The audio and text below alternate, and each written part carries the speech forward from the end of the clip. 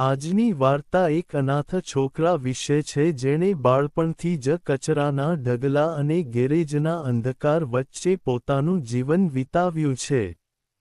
કબીર નામના આ લાચાર છોકરાએ ક્યારેય કોઈના પ્રેમનો અનુભવ કર્યો નથી. ગેરેજ માલિકનો દુર્વ્યવહાર અને બેલ્ટમાર મારવો એ તેનું ભાગ્ય હતું. પરંતુ એક રાત્રે કંઈક એવું બન્યું કે કબીરની દુનિયા સંપૂર્ણપણે ઉથલપાથલ કરી દીધી. તેણે શહેરના સૌથી ધનિક અબજોપતિ વિક્રમ સિંહને બચાવવા માટે પોતાનો જીવ જોખમમાં મૂક્યો. પરંતુ શું કોઈ ગરીબ વ્યક્તિને ક્યારેય અમીરોની દુનિયામાં માન મળી શકે છે? આ વાર્તા કબીરના દુઃખ, અપમાન અને આખરે તેણે આખી દુનિયાને કેવી રીતે પોતાના પગ પર લાવી તેનું હૃદયદ્રાવક વર્ણન છે. મિત્રો, જો તમે પણ એક અનાથની આ હિંમતને સલામ કરો છો, તો કૃપા કરીને અમારી ચેનલને સબસ્ક્રાઇબ કરો, લાઇક કરો અને કોમેન્ટ કરો. તમારે જોઈએ. ચાલો વધુ વિલંબ કર્યા વિના આ વાર્તા શરૂ કરીએ. મહાનગર એક એવું શહેર હતું જે ક્યારેય સૂતું નહોતું. તેની ઊંચી ઇમારતો આકાશને સ્પર્શતી હતી, અને તેની શેરીઓમાં મોંઘી ગાડીઓ તેના શ્રીમંતની સ્થિતિ દર્શાવતી હતી. પરંતુ આ ચમકતા શહેરની બહાર એક ખૂબ જ ગંદી અને અંધારી ઝૂંપડપટ્ટી હતી, જ્યાં દિવસનો પ્રકાશ પણ અંધારું લાગતું હતું. આ ઝૂંપડપટ્ટીના ખૂણા પર રામુ ઉસ્તાદનું ખૂબ જ જૂનું અને જર્જરિત ગેરેજ હતું. કબીર આ ગેરેજમાં રહેતા હતા. કબીર ભાગ્યે જ 10 કે 11 વર્ષના હશે. તેમનું શરીર ખૂબ જ પાતળું હતું. તે ખૂબ જ પાતળો હતો. તેના ગાલ ડૂબેલા હતા, અને તેની મોટી આંખોમાં એક ઉદાસી હતી જે કોઈપણના હૃદયને ચીરી નાખે છે. કબીરને ખબર પણ નહોતી કે તેના માતાપિતા કોણ છે. એક દિવસ, રામુ ઉસ્તાદે તેને કચરાપેટી પાસે રડતો જોયો. ઉસ્તાદે તેને તેના પર દયા કરવા માટે નહીં, પરંતુ તે મોટો થઈને તેના ગેરેજમાં મફત નોકર બની શકે તે માટે ઉછેર્યો હતો, અને એવું જ બન્યું. જ્યારે બીજા બાળકો વહેલા ઉઠીને શાળાએ જતા, ત્યારે કબીર સવારે 5 વાગ્યે ઉઠતો અને ગેરેજ સાફ કરતો. તેના હાથમાં ભારે લોખંડના તવાઓ અને હથોડાઓનું સ્થાન પુસ્તકોએ લઈ લીધું હતું. કબીરનું જીવન એક નાના, જેલ જેવા ગેરેજ સુધી મર્યાદિત હતું. ઉસ્તાદ ખૂબ જ ક્રૂર માણસ હતા.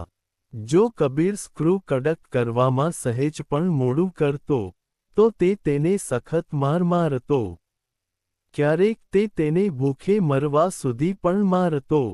કબીર ગેરેજના એક ખૂણામાં સંગીત જૂની ટાયર ટ્યુબ પર શાંતિથી સૂતો અને તેના આંસુ ગળી જતો. પરંતુ કબીરમાં કંઈક ખૂબ જ વિચિત્ર હતું. તેને મશીનો ખૂબ ગમતા. જ્યારે તે કારનું એન્જિન ખોલતો, ત્યારે તેને એવું લાગતું કે જાણે તે એવું લાગતું હતું કે તે કોઈ વ્યક્તિના હૃદયમાં જોઈ રહ્યો હતો. તે ફક્ત એન્જિન સાંભળીને જ કહી શકતો હતો કે કારમાં શું ખામી છે. રાત્રે, જ્યારે બધા સૂઈ જતા હતા, ત્યારે તે કચરામાંથી કાઢી નાખવામાં આવેલા ભાગો ઉપાડતો અને કંઈક નવું બનાવવા માટે તેને ભેગા કરવાનો પ્રયાસ કરતો. તેને લાગતું હતું કે આ નિર્જીવ મશીનો જ તેના એકમાત્ર મિત્રો છે, જે તેને સંગીત માટે દુરુપયોગ કરતા નહોતા કે મારતા નહોતા. તે મશીનોની ભાષા ખૂબ સારી રીતે સમજતો હતો. દિવસો આમ જ પસાર થતા ગયા, પરંતુ ભાગ્ય કબીરની પીડાને લાંબા સમય સુધી સહન ન કરી શક્યું. એક દિવસ, મહાનગરમાં એક ભયંકર તોફાન આવ્યું. આકાશમાં કાળા વાદળો છવાઈ ગયા હતા, અને વીજળી જોરથી ત્રાટકતી હતી. વરસાદ એટલો ભારે હતો કે 10 ડગલાં દૂર રહેનાર વ્યક્તિ પણ અદૃશ્ય હતો. ઉસ્તાદ પોતાનું ગેરેજ બંધ કરીને ઘરે ગયા હતા, અને કબીર એ જ ગેરેજના ટીન શેડ નીચે ધ્રુજતો બેઠો હતો. તે જ સમયે દૂરના હાઈવે પરથી એક જોરદાર વિસ્ફોટ થયો. અવાજ એટલો જોરથી હતો કે કબીર તેની સીટ પરથી કૂદી પડ્યો. તેણે હાઈવેના અંધારા વળાંકમાંથી મોટી જ્વાળાઓ નીકળતી જોઈ. બીજું કોઈ ડરી ગયું હોત અને અંદર છુપાઈ ગયું હોત. પરંતુ કબીરને કોઈના દુઃખનો ઊંડો અહેસાસ થયો. તેનામાં એક અલગ પ્રકારની શક્તિ હતી. વિચાર્યા વગર તે ભારે વરસાદમાં ઉઘાડા પગે હાઈવે તરફ દોડવા લાગ્યો. જ્યારે તે ત્યાં પહોંચ્યો ત્યારે તેણે જે જોયું તે એક દુઃસ્વપ્ન જેવું હતું. એક ખૂબ જ મોંઘી અને લાંબી કાર ડિવાઈડર સાથે અથડાઈ હતી અને સંપૂર્ણપણે ચકનાચૂર થઈ ગઈ હતી. કારનો આગળનો ભાગ સંપૂર્ણપણે કચડી ગયો હતો અને તેમાંથી ધુમાડો અને આગ નીકળી રહી હતી. માઇલો સુધી રસ્તા પર કોઈ વાહન કે વ્યક્તિ નહોતું. વરસાદ ભારે હતો, પરંતુ કારમાં આગ વધી રહી હતી. કબીર કાર તરફ દોડ્યો. દરવાજો અંદરથી અટકી ગયો હતો. તેણે બારીમાંથી અંદર જોયું. ત્યાં ડ્રાઇવિંગ સીટ પર એક માણસ બેભાન હાલતમાં પડેલો હતો. લોહીથી લથપથ હતો. તેના કપાળમાંથી ખૂબ લોહી વહેતું હતું, અને તે હાંફી રહ્યો હતો. આ માણસ બીજો કોઈ નહીં પણ શહેરના સૌથી પ્રખ્યાત ઉદ્યોગપતિ વિક્રમસિંહ હતો. તેનું નામ આખા દેશમાં ગુંજી રહ્યું હતું. પરંતુ અત્યારે તે મૃત્યુના દ્વારે પડેલો હતો, અને તેને બચાવવા માટે કોઈ નહોતું. કબીરે જોયું કે કારના એન્જિનમાં લાગેલી આગ ઝડપથી પેટ્રોલ ટાંકી તરફ ફેલાઈ રહી હતી. જો તે માણસને થોડીવારમાં બહાર કાઢવામાં ન આવે, તો આખી કાર બોમ્બની જેમ ફૂટશે. કબીરે તેના નાના હાથથી કારનો દરવાજો ખોલ્યો. તેણે પોતાની બધી શક્તિ વાપરી નાખી, પણ તે હલી નહીં. પછી તેણે ગેરેજમાંથી રસ્તાની બાજુમાં પડેલો એક ભારે લોખંડનો પાઇપ જોયો. તેણે તેને ઉપાડ્યો અને પોતાની બધી શક્તિથી કારની બારી તોડી નાખી. કાચના ટુકડા કબીરના હાથમાં વિંધાઈ ગયા, અને તે લોહી વહેવા લાગ્યો, પણ તેને કોઈ પરવા નહોતી. તે તૂટેલી બારીમાંથી અંદર ગયો અને સીટ બેલ્ટ ખોલ્યો. વિક્રમસિંહ ખૂબ જ ભારે હતો, અને કબીર ફક્ત એક પાતળો બાળક હતો. પરંતુ તેઓ કહે છે કે જ્યારે જીવન બચાવવાની વાત આવે છે, ત્યારે ભગવાન વ્યક્તિને 100 હાથીઓ જેટલી શક્તિ આપે છે. કબીરે વિક્રમસિંહને તેના કોટના કોલરથી પકડી લીધો અને પોતાની બધી તાકાત વાપરીને તેને કારમાંથી રસ્તા પર ખેંચી લીધો. તે તેને થોડી જ દૂર ખેંચી ગયો હતો ત્યાં જ એક જોરદાર વિસ્ફોટ થયો અને કારમાં આગ લાગી ગઈ. વિસ્ફોટથી કબીર અને વિક્રમસિંહ બંને હવામાં ઉડી ગયા. કબીરના કાનમાંથી લોહી વહેવા લાગ્યું, અને તેની દ્રષ્ટિ અંધારામાં આવી ગઈ. પણ તે હાર માની રહ્યો ન હતો. તેણે જોયું કે વિક્રમસિંહનો શ્વાસ ખૂબ જ ધીમો પડી રહ્યો હતો. તેણે તરત જ તેને હોસ્પિટલ લઈ ગયો. જવાનું ખૂબ જ જરૂરી હતું. કબીરે આજુબાજુ જોયું. હાઈવેની બાજુમાં લાકડાનો એક જૂનો ચાનો સ્ટોલ ઊભો હતો. કબીરે દોડીને ગાડી ખેંચી. ખૂબ જ મુશ્કેલીથી તેણે વિક્રમસિંહને તેના પર બેસાડ્યો. હવે તેણે ગાડીને 5 કિલોમીટર દૂર આવેલી શહેરની હોસ્પિટલ તરફ ધકેલી હતી. વરસાદી પાણી કબીરના ચહેરા પર ચાબુકની જેમ ફસાઈ ગયું. રસ્તા પરના પથ્થરો તેના ખુલ્લા પગમાં ચોંટી ગયા. બેગનું વ્હીલ કાદવમાં ફસાઈ જતું રહ્યું. કબીર રડ્યો, પોતાની બધી શક્તિ વાપરી, અને પછી ગાડીને આગળ ધકેલી. તે તેને ધક્કો મારતો. રસ્તામાં તેણે ઘણી ગાડીઓ રોકવાની ઓફર કરી. પરંતુ આ દુનિયામાં ગરીબ વ્યક્તિને જોઈને અમીરોની ગાડીઓની બારીઓ ક્યારેય ખુલતી નથી. કોઈએ તેમની ગાડી રોકી નહીં. કબીર ફક્ત એક જ વાત વિચારી રહ્યો હતો. જો આ માણસને કંઈક થયું તો તે ક્યારેય પોતાને માફ કરી શકશે નહીં. 2 કલાકની ઘોર મહેનત પછી કબીર કોઈક રીતે ગાડી ખેંચવામાં સફળ થયો અને શહેરના સૌથી મોટા સરકારી હોસ્પિટલના દરવાજા સુધી પહોંચ્યો. ત્યાં પહોંચતાની સાથે જ તેણે જોરથી બૂમ પાડી, "ડોક્ટર, કૃપા કરીને બહાર આવો. એક માણસ મરી રહ્યો છે." ડોક્ટર દોડીને બહાર આવ્યા અને તરત જ વિક્રમસિંહને સ્ટ્રેચર પર સુવડાવ્યો અને તેઓ તેને અંદર લઈ ગયા. કબીર હોસ્પિટલની સીડી પર ઢળી પડ્યો અને બેભાન થઈ ગયો. તેણે પોતાના જીવનનું સૌથી મોટું પરાક્રમ પૂર્ણ કર્યું હતું. જ્યારે કબીર જાગ્યો, ત્યારે તે એક સ્વચ્છ હોસ્પિટલ રૂમમાં હતો. તેના હાથ પર પાટો બાંધેલો હતો. તે જ સમયે વિક્રમસિંહ દરવાજામાંથી અંદર આવ્યો. તેના માથા પર પાટો બાંધેલો હતો, પરંતુ તે ખતરાની બહાર હતો. વિક્રમસિંહે કબીરને જોયો અને તેની આંખોમાં આંસુ આવી ગયા. તે કબીરના પલંગ પાસે આવીને બેઠો અને તેના નાના, ઘાયલ હાથને તેના મોટા હાથોમાં લઈ લીધો. તેણે ભારે અવાજમાં કહ્યું, "દીકરા, આજે તે મારો જીવ બચાવ્યો જ નથી પણ મને શીખવ્યું છે કે માનવતા સંપત્તિ કરતાં ઘણી મોટી છે. આજથી તું મારી સાથે મારા ઘરે આવીશ, ગેરેજમાં નહીં." કબીર કંઈ સમજી શક્યો નહીં. તેણે ક્યારેય સ્વચ્છ પલંગ પણ જોયો ન હતો. અને આજે, મહાનગરનો સૌથી ધનિક માણસ તેને ઘરે લઈ જવાની વાત કરી રહ્યો હતો. વિક્રમસિંહ કબીરને તેના ભવ્ય ઘરમાં લઈ ગયો. ઘર એટલું મોટું હતું કે તેમાં કબીરના ઘર જેવા 100 ગેરેજ સમાઈ શકે.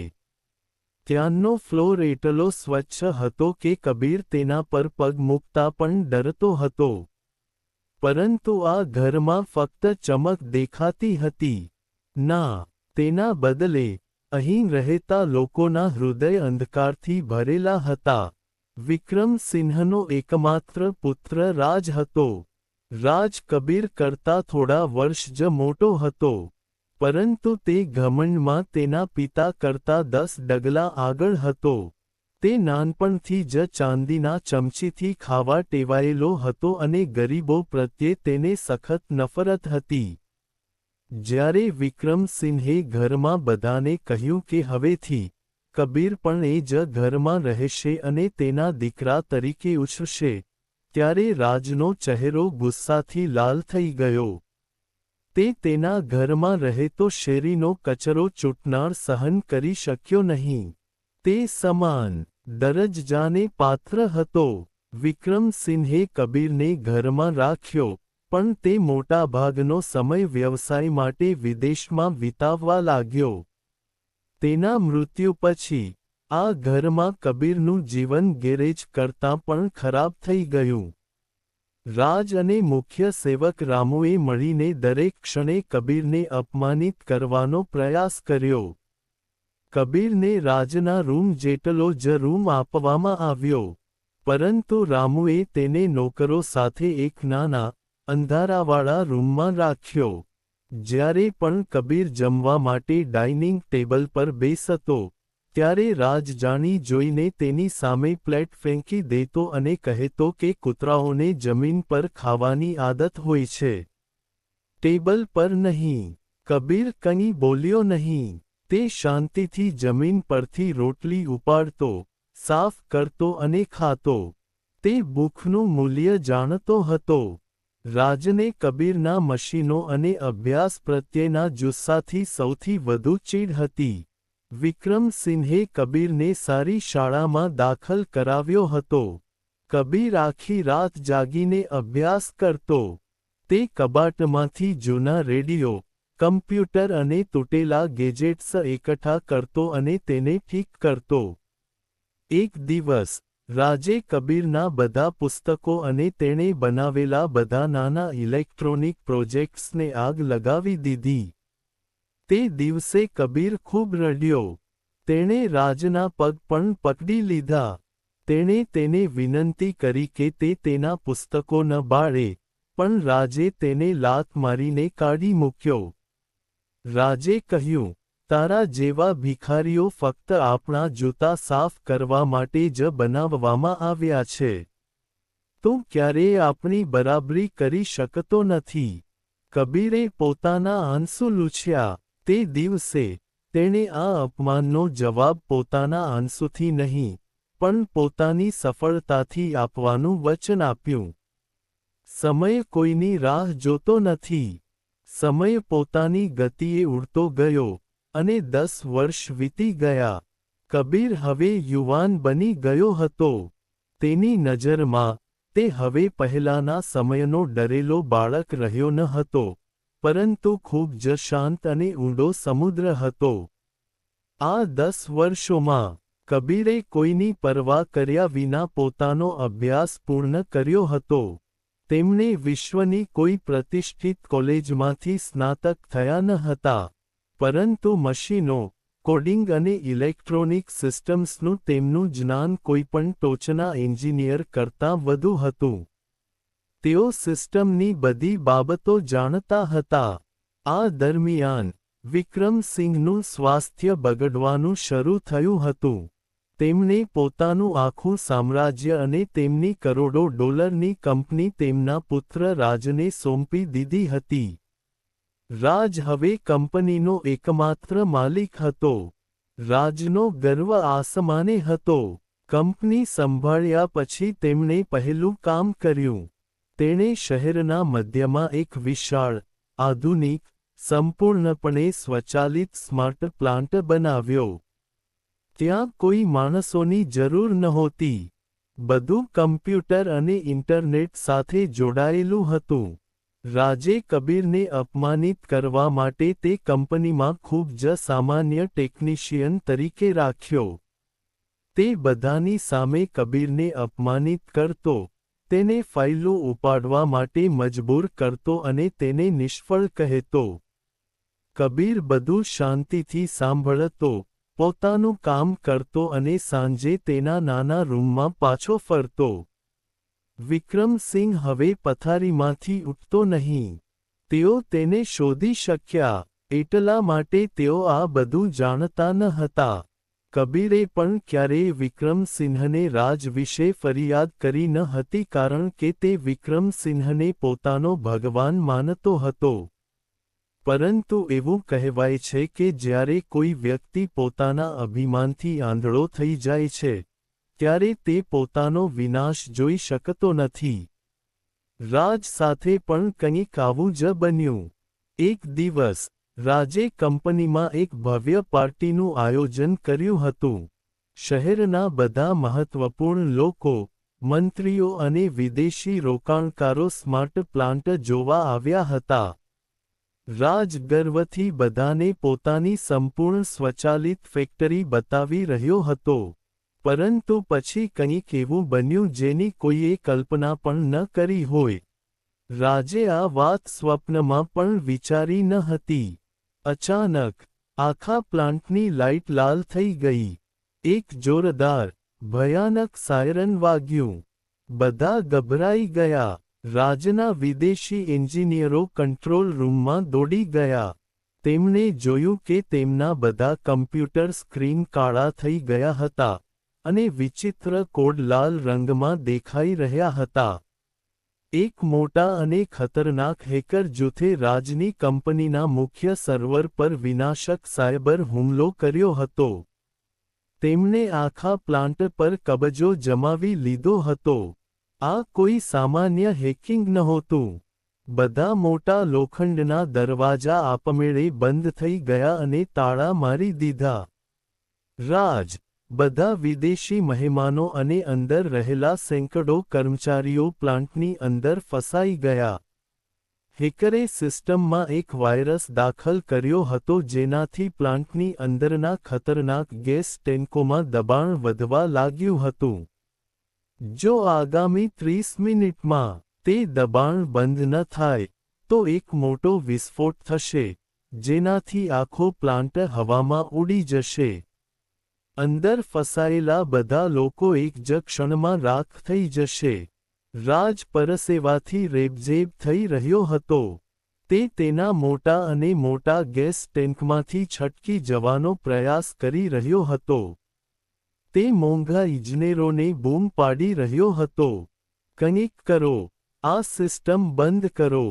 ઇજનેરોએ તેમના લેપટોપ કાઢ્યા. તેમણે તમામ પ્રકારના પાસવર્ડ દાખલ કર્યા. તેમણે ઘણા બધા કોડ લખ્યા. પરંતુ હેકરનો જાળ એટલો મજબૂત હતો કે કોઈ તેને તોડી શક્યું નહીં. તેણે સ્પષ્ટપણે જાહેર કર્યું કે હવે કંઈ કરી શકાતું નથી. સિસ્ટમ સંપૂર્ણપણે હેક થઈ ગઈ છે, અને હવે આપણે બચી શકતા નથી. આ સાંભળીને ત્યાં હાજર બધા જોરથી રડવા લાગ્યા. મૃત્યુ બધાની સામે ઊભું હતું. રાજ જમીન પર પડી ગયો અને તેના વાળ ફાડવા લાગ્યો. આજે તેનો બધો ગર્વ, તેના બધા પૈસા કોઈ કામના નહોતા. તે જોરથી રડ્યો. તે પોતાના પિતાને યાદ કરીને રડી પડ્યો. બરાબર એ જ સમયે બંધ કંટ્રોલ રૂમના દરવાજા ઉપરનો એર ડક્ટ તૂટી ગયો, અને એક માણસ બહાર કૂદી પડ્યો. તે બીજું કોઈ નહીં પણ કબીર હતો. કબીર પ્લાન્ટના તળિયે કામ કરી રહ્યો હતો. જ્યારે તેણે સાયરન સાંભળ્યું અને જોયું કે બધા ડિજિટલ દરવાજા બંધ છે, ત્યારે તે કંટ્રોલ રૂમ સુધી પહોંચવા માટે વેન્ટિલેશન પાઇપોમાંથી પસાર થયો. કબીરના કપડાં ગંદા હતા. તેનો ચહેરો ગ્રીસથી ખરડાયેલો હતો, અને તેની આંખો ભયંકર ચમકથી ચમકી રહી હતી. જ્યારે રાજે કબીરને જોયો, ત્યારે તે રડતો રડતો તેના પગે પડ્યો. તેણે કહ્યું, કબીર, અમને બચાવો. આ લોકો કંઈ કરી શકતા નથી. આપણે બધા મરી જઈશું. કબીરે રાજને ઉપાડ્યો અને એક પણ શબ્દ બોલ્યા વિના કમ્પ્યુટર સ્ક્રીન તરફ ચાલ્યો. વિદેશી એન્જિનિયરોએ કબીરને ધક્કો માર્યો અને કહ્યું, તમે ફક્ત એક મિકેનિક છો. તમે શું જાણો છો? આ ખૂબ જ ઉચ્ચ સ્તરનું કોડિંગ છે. કબીરે તેમની તરફ જોયું પણ નહીં. તેણે કહ્યું કે જ્યારે ડિજિટલ મગજ કામ કરવાનું બંધ કરે છે, ત્યારે મશીનોને તેમની મૂળ માતૃભાષામાં સમજાવવું પડે છે. કબીર કમ્પ્યુટર સ્ક્રીન છોડીને કંટ્રોલ રૂમની પાછળ મુખ્ય પાવર ગ્રીડ તરફ દોડ્યો. તેણે ત્યાં એક મોટો લોખંડનો સળિયો જોયો. તેણે પેનલ ખોલી. અંદર હજારો વાયરોનું ગૂંચવાયેલું જાળું હતું. કબીર જાણતો હતો કે હેકર્સ ઇન્ટરનેટ દ્વારા સોફ્ટવેરને નિયંત્રિત કરી શકે છે, પરંતુ તેઓ ફક્ત પોતાના ઘરમાં આરામથી હાર્ડવેર વાયરિંગ બદલી શકતા નથી. કબીરે તેની બેગમાંથી તેનું જૂનું સ્ક્રૂડ્રાઈવર અને કટર કાઢ્યું. તેના મનમાં આખા પ્લાન્ટનો સ્પષ્ટ નકશો હતો. ખચકાટ વિના, તેણે લાલ, વાદળી અને પીળા વાયર કાપવાનું શરૂ કર્યું. એન્જિનિયરો પાછળથી બૂમ પાડી રહ્યા હતા, આમ ના કરો, તેનાથી આગ લાગશે. પરંતુ કબીરને તેની ઘરે બનાવેલી ટેકનોલોજીમાં સંપૂર્ણ વિશ્વાસ હતો. તેણે મુખ્ય ડિજિટલ સર્વર ડિસ્કનેક્ટ કરી દીધું. તેણે કેબલ ડિસ્કનેક્ટ કરી દીધો અને આખા પ્લાન્ટને જૂની એનાલોગ સિસ્ટમ પર પાછું લગાવી દીધું. આ કરવા માટે, તેણે ખુલ્લા હાથે ખૂબ જ જાડા પાવર કેબલને જોડવો પડ્યો. કેબલમાં ખૂબ જ જોરદાર કરંટ હતો. કબીરે તેને પકડતાની સાથે જ તેને તીવ્ર આંચકો લાગ્યો અને તેના હાથની ચામડી બળવા લાગી. પણ તેણે કેબલ છોડ્યો નહીં. તે પીડાથી ચીસો પાડ્યો. તેના દાંત પણ તૂટી ગયા. પણ ચીસો પાડતો અવાજ. તેણે કેબલને જોડવા માટે પોતાની બધી શક્તિ વાપરી. કેબલ જોડાતાની સાથે જ આખા પ્લાન્ટમાં લાલ લાઇટો બંધ થઈ ગઈ અને લીલી લાઇટો ચાલુ થઈ ગઈ.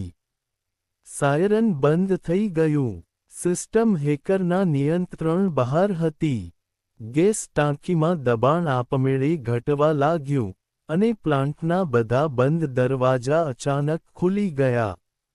કબીર એક ઝટકાથી દૂર ફેંકાઈ ગયો. તેના હાથ સંપૂર્ણપણે બળી ગયા હતા, અને તે શ્વાસ લેવા માટે તલપાપડ થઈ ગયો હતો. આખો કંટ્રોલ રૂમ શાંત થઈ ગયો. થોડીવાર પહેલા કબીરની મજાક ઉડાવનારા વિદેશી એન્જિનિયરો પહોળી, આંસુભરી આંખોથી તેની સામે જોઈ રહ્યા હતા. તેમણે ક્યારેય કલ્પના પણ નહોતી કરી કે એક અભણ, ગરીબ મિકેનિક કોઈપણ કોડિંગ કુશળતા વિના વિશ્વના મહાન હેકરને હરાવી શકે છે. રાજ ભાગી ગયો. તે કબીર પાસે આવ્યો. તેણે કબીરને ગળે લગાવ્યો અને તે ખૂબ રડવા લાગ્યો. આજે રાજ સમજી ગયો હતો કે વ્યક્તિનું મૂલ્ય તેના કપડાં કે ઘરથી નહીં, પણ તેની ક્ષમતા અને તેના હૃદયથી નક્કી થાય છે. જે વ્યક્તિનું તેણે આખી જિંદગી અપમાન કર્યું હતું, તેણે પોતાના જીવના ભોગે સેંકડો લોકોના જીવ બચાવ્યા હતા. કબીર મહાનગરમાં રાતોરાત હીરો બની ગયો હતો. જ્યારે વિક્રમ સિંહને આ વાતની ખબર પડી, ત્યારે તેની આંખોમાં ખુશીના આંસુ આવી ગયા. તેને ખાતરી થઈ ગઈ કે 10 દિવસ પહેલાં તે વરસાદી રાત્રે કચરામાંથી જે હીરા મળ્યો હતો, તેમણે તેને ઉછેર્યું હતું. આજે તેમની તેજસ્વીતાએ સમગ્ર વિશ્વને પ્રકાશિત કર્યું. થોડા દિવસો પછી વિક્રમ સિંહે કંપનીમાં એક વિશાળ સભા બોલાવી. રાજરાજ તેમની સાથે મીટિંગમાં ઊભો હતો. વિક્રમ સિંહે બધાની સામે જાહેરાત કરી કે આજથી આ કંપની અને મારા સમગ્ર વ્યવસાયનો વાસ્તવિક વારસદાર રાજ નહીં, પરંતુ કબીર હશે. મેં પણ આગળ વધીને કબીરનો હાથ પકડ્યો અને બધાની સામે હાથ જોડીને મારા ભૂતકાળના વર્તન માટે મને માફ કરવા કહ્યું. તેમણે કહ્યું, મને માફ કરો. મેં તમારી સાથે ઘણું ખોટું કર્યું છે. કબીરભાઈ, તમે આ સિંહાસનના વાસ્તવિક વારસદાર છો. સમય ખૂબ જ સુંદર વળાંક લે છે. કબીર, જે એક સમયે ગેરેજમાં રહેતો હતો, તે શહેરના સૌથી મોટા પાવરહાઉસનો માલિક બની ગયો હતો. તેણે આખી કંપનીનો કબજો લઈ લીધો હતો અને પોતાની અનોખી સ્વદેશી ટેકનોલોજી અને સમજણનો ઉપયોગ કરીને તેને વિશ્વની સૌથી મોટી ટેક કંપનીમાં પરિવર્તિત કરી હતી. પરંતુ આટલા ધનવાન અને અગ્રણી વ્યક્તિ બન્યા પછી પણ કબીર ક્યારેય પોતાના જૂના ગેરેજને ભૂલ્યો નહીં. તેણે પોતાની સંપત્તિથી પોતાના માટે મહેલ બનાવ્યો નહીં. તેના બદલે તેણે શહેરમાં તે ગરીબ વિસ્તાર ખરીદ્યો. તેણે ત્યાં ગરીબો માટે મોટી હોસ્પિટલો, શાળાઓ અને કાયમી ઘરો બનાવ્યા. અને તેણે આ કર્યું. આનાથી સાબિત થયું કે જ્યારે કોઈ ગરીબ માણસ શક્તિશાળી બને છે, ત્યારે તે બીજાઓને કચડી નાખતો નથી. તેના બદલે તે પોતાની સાથે બધાને ઉપર ઉઠાવે છે. આજે પણ જ્યારે કબીર તેની ઓફિસના ઉપરના માળેથી શહેર તરફ જુએ છે, ત્યારે તેને તેના બળેલા હાથ પર ગર્વ થાય છે. કારણ કે આ એવા હાથ છે જેમણે ક્યારેય ભીખ માંગી નથી, પરંતુ પોતાનું ભાગ્ય પોતે જ બનાવ્યું છે.